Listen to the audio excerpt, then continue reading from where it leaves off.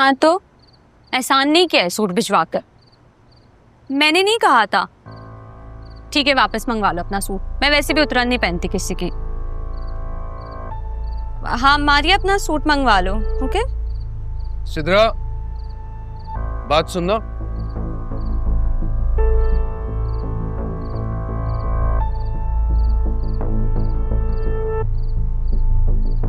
जी अब्बू।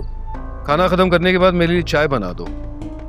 मुझे कहाँ चाय बनाना आती है, मैंने तो खुद खाना बाहर से ऑर्डर किया है। और मैं देख रहा हूँ कि आजकल रोज रोज ये खाना बाहर से आता है। तुम्हारे पास इतने पैसे कहाँ से आए?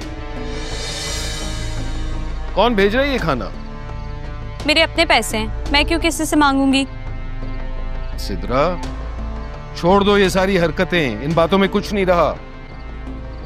अम्मी, अम्मी। क्या शोर मचाया हुआ है? देखें अब्बू को, मैंने खाना बाहर से ऑर्डर किया तो कह रहे कि मैंने फजूल हरकत की। मतलब अब मैं खाना भी नहीं खा सकती। मैंने ऐसे तो नहीं कहा, मैंने सिर्फ कहा कि फजूल हरकतें। कौन सी फजूल हरकत? नरमीन, तुम समझ रही हो ना मैं क्या कह रहा हूँ? मैं सब समझ रही हूँ कबीर साहब। अभी लड़के से बात करके आ रही है, उसी ने ये खाना भेजा होगा। खुद मैंने अपने कानों से सुना और फिर इसने बात बदल दी। मारिया से बात करी थी, आपके सामने फोन आया था। बताएं अम्मी अब्बू को। तुम अंदर जाओ, तुम्हारे बाप से आज मैं बात कर ही लेती हूँ। जाओ। हाँ तो मंगवाया था खाना, फिर? ये किस डगर पर डाल रही हो हमारी बेटी को? शर्म नहीं आती तुम्हें? नहीं, बेटी है वो मेरी।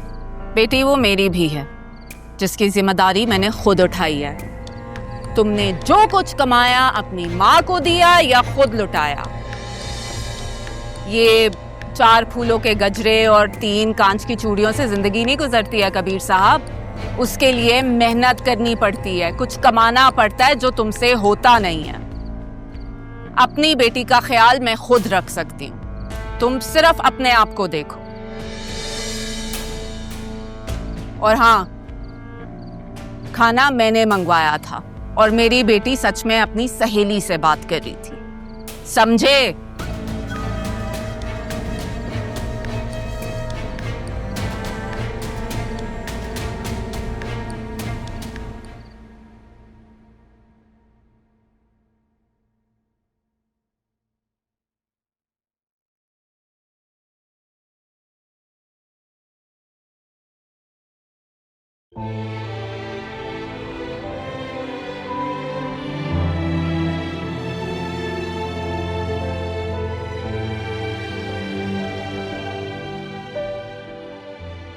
भाई अब ये सब ड्रामे नहीं चलेंगे। क्या मतलब, कौन से ड्रामे? वही किताब पढ़ने के बहाने किसी और को पढ़ा जा रहा हूँ। वैसे मुझे लगता है अम्मी आपने मोहब्बत और नफ्सियात दोनों में पीएचडी की हुई है, वरना अल्लाह जाने इतनी गहराई आपकी नजरों में आई कहां से। लेकिन ये अच्छी बात नहीं है। गलत बात? पर वो कैसे? सब माँ बेटे में कुछ प्राइवेसी तो होनी चाहिए। प्राइवेसी नहीं, पर्दादारी तुम्हारे और मेरे बीच में। अच्छा है, लेकिन सोच लो, अगर तुम माँ से कुछ बातें छुपाओगे तो एक अच्छा दोस्त खो दोगे। ये सौदा अगर तुम्हें मंजूर है तो ठीक है, मुझे कोई एतराज नहीं। ये तो घाटे का सौदा है ना फिर।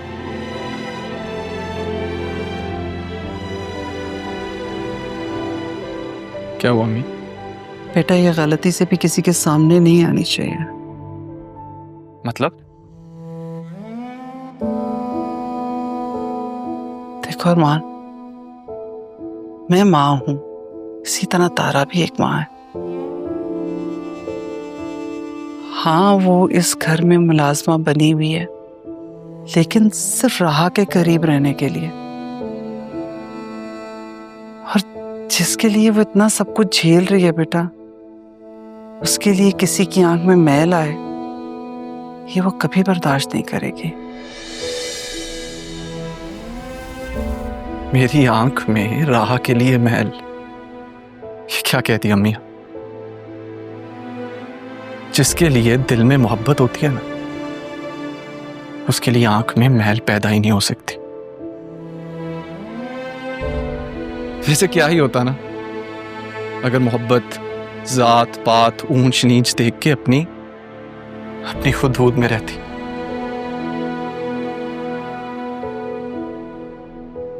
मोहब्बत एक आजमाइश है, और ये आजमाइश मुमकिन के दायरे से निकल के दूर बैठ के इंसान की कश्मकश का लुत्फ लेती है।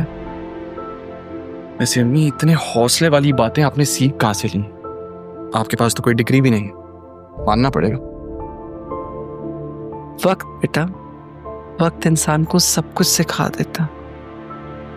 बस तुम ये बात कभी ना भूलना कि हमने इस घर का नमक खाया। तुमने मुझसे वादा किया मुझे शर्मिंदा नहीं करो। अरमान, इंसान कभी हसब नसब और पैसे से बड़ा नहीं होता। बड़ा उसे बनाते उसका किरदार, उसका सर्फ। हमारे खून में दगाबाजी नहीं है। मैं अपने बेटे को बहुत अच्छी तरह से जानती हूँ, समझती हूँ, लेकिन बेटा मैं इस जज्बे को भी जानती हूँ। ये कहीं ना कहीं इंसान को बेबस कर देता है। तुम्हारी असल ताकत खुद पर काबू रखना है। अगर तुमने खुद पर काबू रखा तो तुम्हारी माँ की नजरें कभी शर्मिंदगी से नहीं झुकेंगी। अब तो सवाल ही पैदा नहीं होता भूलने का। अब तो मुझे राहबी का साथ और उनकी हाँ दोनों मिल गई हैं। मेरे लिए यही बहुत है। आप मेरी असली ताकत है माँ, मेरा सच्चा सहारा। खुदा जानता है मैं आपको कभी शर्मिंदा नहीं होने दूंगा। मुझे अपने बेटे पे पूरा यकीन है। अच्छा चलो मुझे बताओ, कुछ और चाहिए? कुछ रह गया तो वो भी निकाल के ले आओ, पैकिंग कर लो, फिर तुमने जाना तो। सुबह किस वक्त जा रहे हो तुम? कल सुबह का सूरज निकलते।